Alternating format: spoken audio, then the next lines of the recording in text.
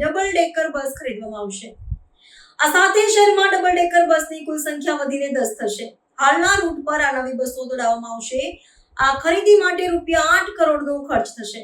એમટીએસના chairman Dharamsinh દેસાઈએ જણાવ્યું કે 200 foot ring road પર બસોનું વ્યવસ્થિત સંચાલન થતા મુસાફરો અને આવક બંનેમાં વધારો થયો છે।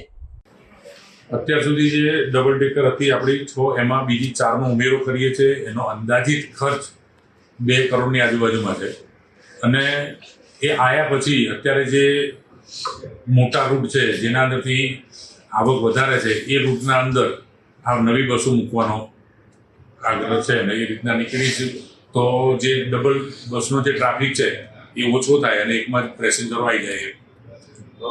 કોર્પોરેશન એટલે કે એમટીએસ ની માલિકીની અત્યાર સુધી કેટલી બસો છે, સંચાલન કઈ રીતે થાય છે અને આ બસોનું સંચાલન કઈ રીતે થશે?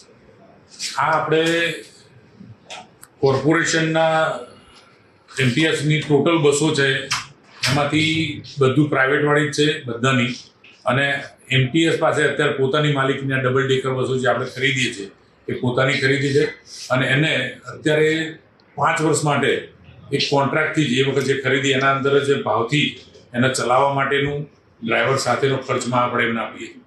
રોડ પર દોડતી જે બસો છે તે ખાનગી સંચાલન અને ડબલ ડેકર એ કોર્પોરેશન છે, વિસંગતતા શા માટે?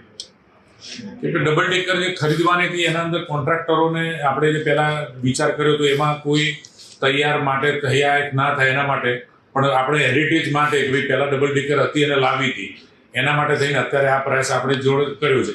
ભવિષ્યમાં જરૂર પડશે તો કોઈને પ્રાઇવેટ આપવાનું કે એ રીતના તો પછી વિચારીશું।